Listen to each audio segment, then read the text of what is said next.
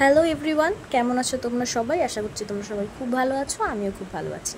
সেদিন চলে গেছিলাম নেহার ছেলের বার্থডেতে। তো ওর ছেলেকে অনেকেই হয়তো আমার চ্যানেলে দেখেছো। আর এটা দেখো নবনীতাদির সাথেই আমরা গেছিলাম। আর ওখানে গিয়ে দেখলাম কেউ ছিল না, শুধুমাত্র বার্থডে বয়ের বাবা দেখছিল সব ডেকোরেশন ঠিকঠাক হয়েছে কিনা। তারপরেই সবাই চলে এলো। এই যে দেখো, এটা কিন্তু নবনীতাদি গিফট করেছে ওদের, খুব সুন্দর ফটো। আর সোনা বাবাকে দেখো কি সুন্দর কিউট লাগছে, চুপ করে বসে ফটো তুলছিল।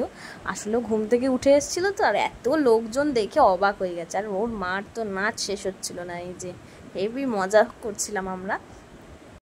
আর এই যে আমি পরেছিলাম এই ব্ল্যাক শাড়িটা, অনেক দিন পরে পরেছিলাম, নিজের খুব ভালো লাগছিল। তারপর আমরা একটু ফুচকা খেয়ে নিলাম, দেন কেক কাটিং হলো। আর কেকটা যা অপূর্ব হয়েছিল, আমার তো ভীষণই ভালো লেগেছিল। কেকটা এত সুন্দর, এত কিউট দেখতে। আর ওর মধ্যে দেখো ওর বিভিন্ন ছবি লাগানো ছিল, ভীষণই কনসেপ্টটা আমার ভালো লেগেছে।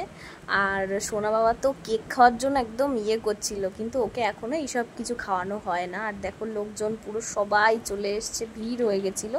আর সাজানোটা বা লোকেশনটা এত সুন্দর ছিল, ওপেন টাইপের, খুব ভালো ছিল। তারপর আমরা খেতে বসে পড়লাম। নান ছিল আর সাথে ছিল হচ্ছে চানা মশালা। অ্যাকচুয়ালি ওটা নান না কি কে জানে, আমার ঠিক মনে পড়ছে না। তারপরে একটা ফিশ চপ টাইপের ছিল, খুব এটা সব থেকে ভালো ছিল খেতে।